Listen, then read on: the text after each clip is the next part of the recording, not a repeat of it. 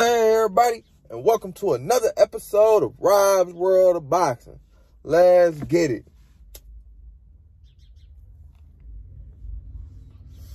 Alright, man, I don't want to waste no time. Let's get straight into it.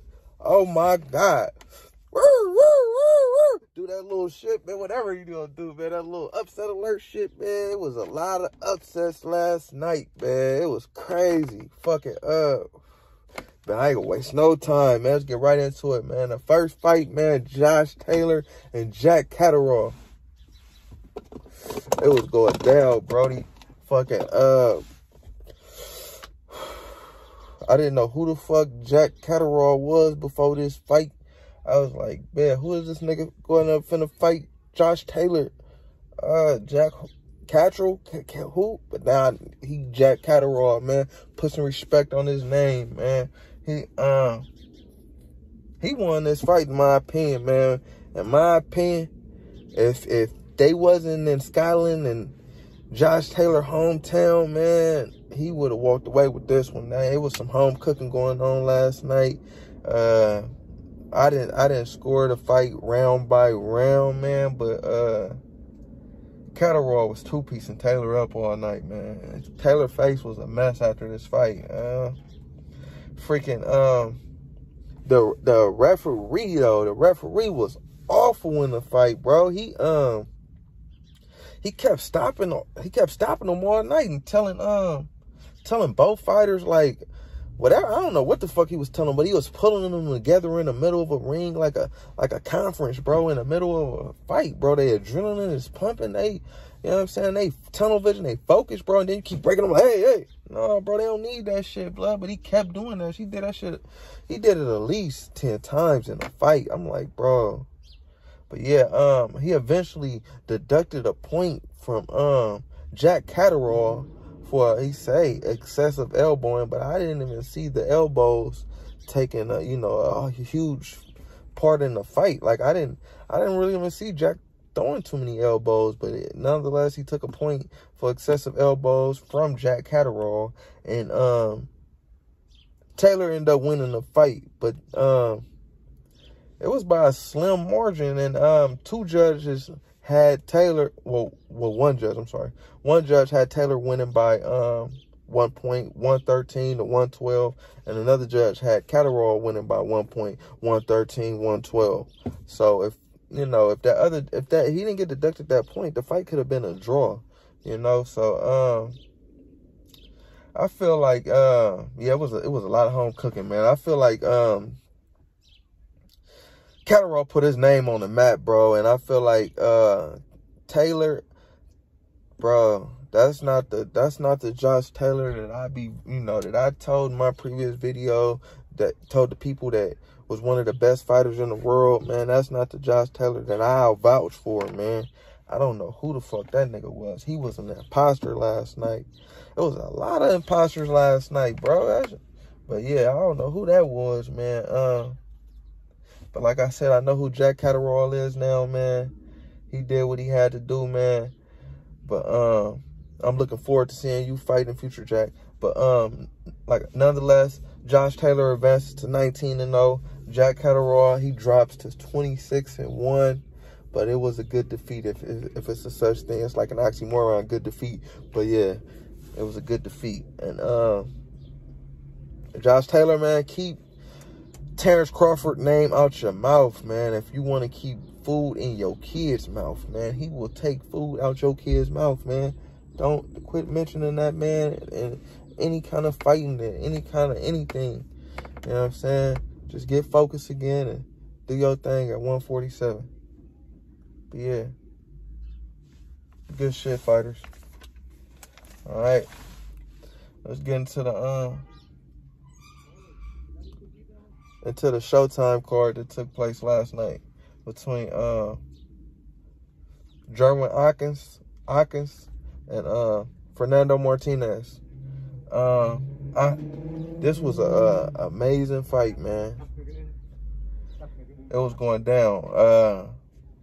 It was a back and forth contest all night with Martinez coming out on top. Martinez, man, he was throwing power punches all night. He threw about 400 power punches on the night. He threw over 1,000 punches last night.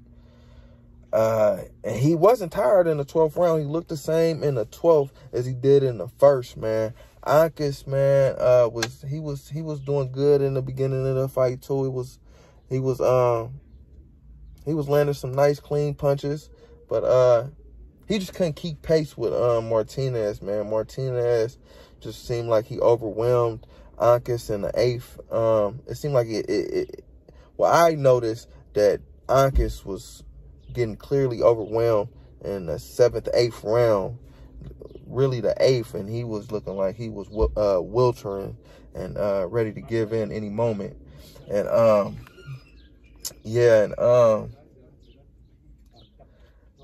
he gave in, man. Well, he didn't give in, but he gave in because he kept getting hit, and Martinez wasn't easing up.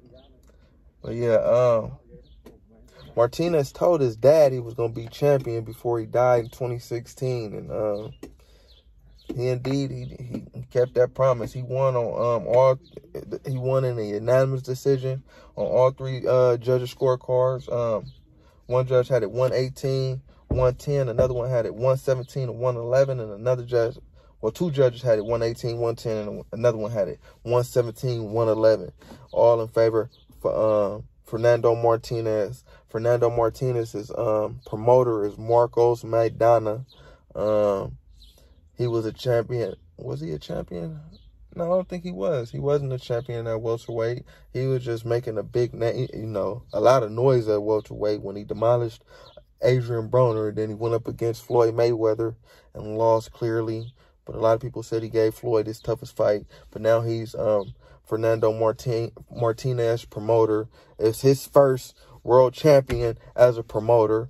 And yeah, man, good job, Marcos Maidana. Good job, Fernando Martinez. And man, they say Ankis, well, German Ankis, he was supposed to fight Chocolatito and everybody else I had in my top 5 at 115 pounds. All those big names. And yeah, Martinez put a stop to all that, man. I think now Martinez is gonna be fighting the Chocolatitos and Sarungasides and all those guys. But yeah, man. Good job, both guys, man. This was a hell of a fight, bro. This was one of the best fights. This was the fight of the year, one of the fight of the year nominees, in my opinion. It's early in the year still, but this fight of the year nominee, man, it was a hell of a fight, man. Action-packed, back and forth all night. But yeah, good job, guys. Let's get into our undercard on, well, you can say our co-main. Let's get into our co-main of the night. Gary Antoine Russell versus Victor Postal.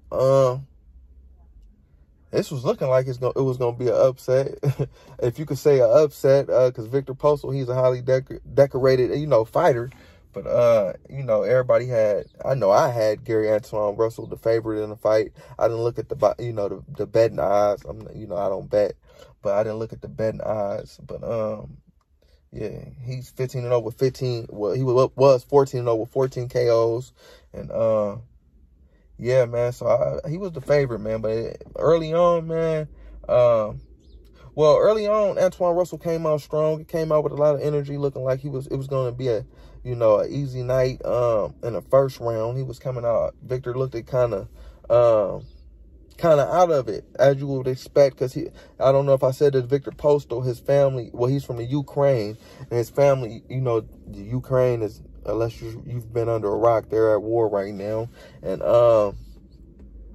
his wife and his twin girls are back in the Ukraine. So he went right after the fight. He caught a flight to the closest thing he can get to Ukraine, and I think he said Poland, and he was going to drive or whatever he had to do to get to the Ukraine. And but yeah, early on, he didn't look like his head was in the fight, like first round. And Gary was coming out with a lot of energy, looking like a bull out there, and like he was just trying to get rid of him. But yeah, more into the fight, like second round on, Victor started, you know, freaking regaining his composure and looking like his old self. He's a long 140 pounder. He's 5'11" at the weight, so he started just using his jab and keeping Antoine on the outside, which was hold on, it's hot as hell in here.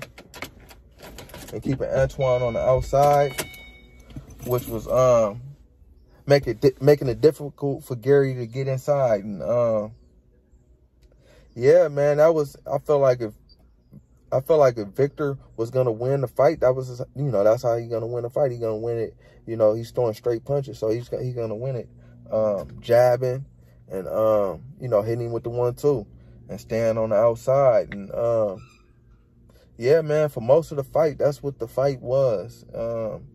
It was a mid-range fight. It was at the you know, outside fight. The fight that it was at the range that Postal needed it to be at, and he was, you know, doing as much work as he could. I feel like he was winning a lot of rounds. It was a close fight until like the 8th round, and Gary started getting in there a little more, having a little bit more success.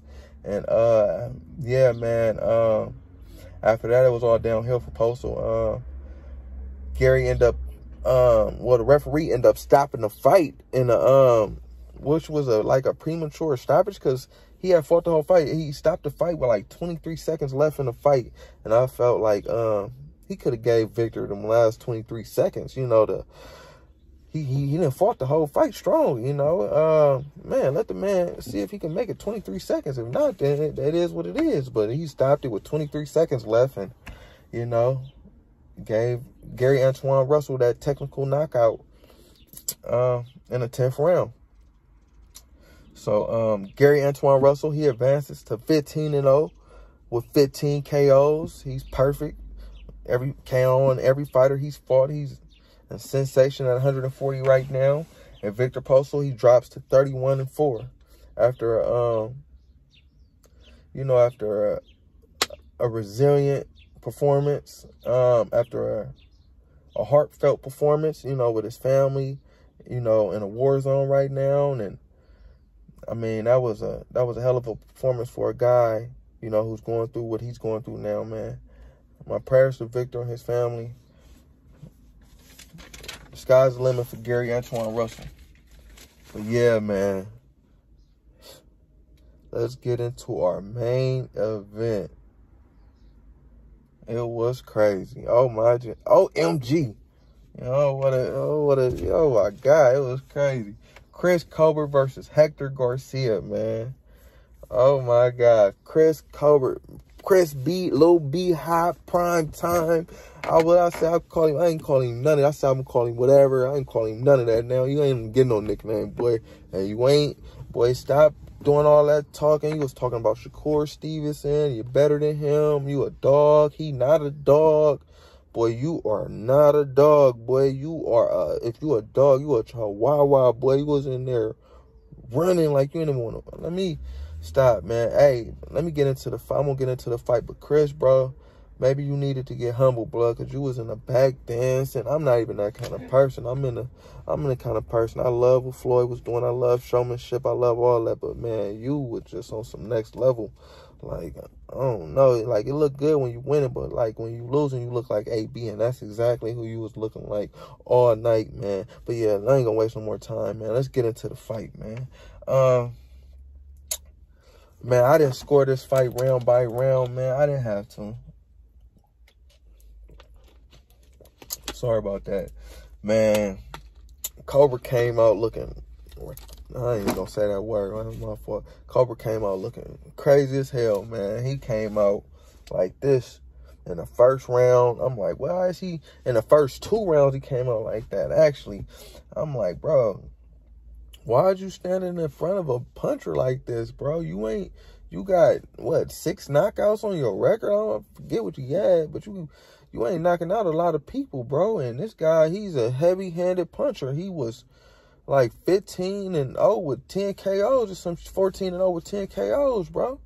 Get out. You talking about you was going to beat him at his own fight, boy. You tripping. He was out there making a fool of himself. And, Yeah, man, he came out in the first 2 rounds trying to stand in front of the man and fight his fight, and he was getting destroyed. He was getting hit with some heavy shit, some heavy body punches, some heavy headshots, and it didn't make it better in between rounds. Chris, that's what I'm saying. Chris probably didn't get humble. He thinking he Sharon Ennis or somebody. He going up in between rounds. He's standing in the corner like he ain't even got to take a seat. You know what I'm saying? Bro, sit down, boy.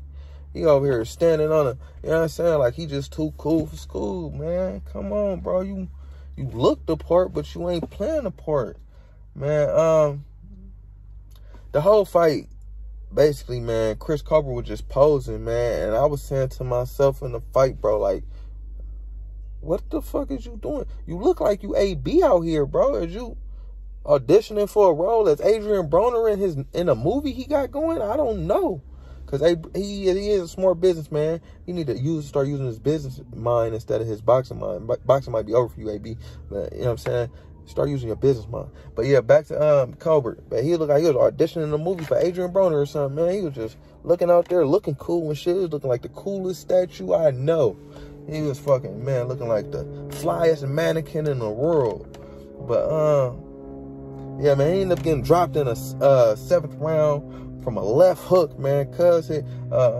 Hector Garcia hit him with a clean, solid left hook, knocked him down. Man, I already knew it was gonna happen. I was like, damn, boy, you keep getting hit like this, you're gonna drop. And that's what happened. He dropped. And 8th round, Colbert came out looking real sleepy. Like he trying to go to sleep in front of all these people, blood. Damn, man, he really ain't no puncher, bro. He had pillow fists out there. He wasn't hitting Cuz with nothing solid. Well, he was hitting him with solid shit, but he wasn't hitting him with nothing that looked like it hurt it. Cuz walking through it looked like a man and a boy in there. It ended up being like in the championship rounds, bro. I already knew Colbert was losing every fight. His corner kept telling him, bro. He ended up sitting down eventually, 2 in the corner. His corner told him probably like, sit your ass down. But his corner was even telling him like, bro, you need a knockout. You know what I'm saying? To win the fight. I feel like Colbert was losing every round, bro. Going into the championship rounds. But in the championship rounds, this nigga started running. I don't recall seeing nothing like this ever in boxing. He was literally running from this man. Like he didn't want to, like he had the fight won and he was just trying to, you know, just not get hurt. Bro, you losing every round. Why are you running? He was trying to live to fight another day. He was scared in there. I never seen a man so scared of another man in the ring. It was crazy. I lost all respect for bro with that shit. They said he didn't have a love for boxing. I didn't believe it. But man, I believe it now. He don't love boxing. Any man who loved the sport, you don't run from another man like that. That's just fighting 101. You don't never run from another man. You ran from another man. All respect lost. You talking about Shakur Stevenson ain't no dog, boy. You better cut it out. You ain't no fucking dog. But yeah. Man, I'm sorry, man. Man, yeah, whew. It just, I had a, man, come on, man. You from the hood. You supposed to know better than that. Come on, bro. You made Brooklyn look horrible. You ran from another man. He ran the final 2 rounds of the fight, man. And then I don't know. But at least after the fight, he didn't have no excuses. He gave all respect to Martinez, man. And yeah, man. I mean, did I say Martinez? He gave all respect to Garcia. Sorry about that, Hector Garcia. He gave all respect to Garcia and, you know, just said he was, you know, the better man that night. But nonetheless, man, Chris Colbert, he drops to 16-1. Hector Garcia, he advances to 15-0 with 10 KOs, man. He's going to be a problem at the weight, man. Man, whoever, Shakur, you know what I'm saying? Shakur, it's a good problem for Shakur because he got more people to fight now, man. So I'm ready to see Shakur and Hector Garcia, you know what I'm saying? Valdez and Hector Garcia. A lot of people in Hector Garcia, man. He threw his name in at 130, man. He's a problem at the weight. He made Chris Colbert look horrible. I don't know what's next for Chris Colbert now, man. I don't know which way he goes from here, man. He just took food out your family's mouth, man. Yeah, it might be a wrap for old boy. You know, it might be a wrap for old boy. Pay-per-view chances and chances to be the next great thing, you know, in boxing, man. But yeah, he don't love boxing anyway. I could tell he ain't tripping. He'll be all right. But yeah, good job, Hector Garcia, man. Nonetheless, man, good shit. But yeah, man, let's get into the last fight of the evening. We had well, it was the first fight really, but I'm on this last one. I'm talking about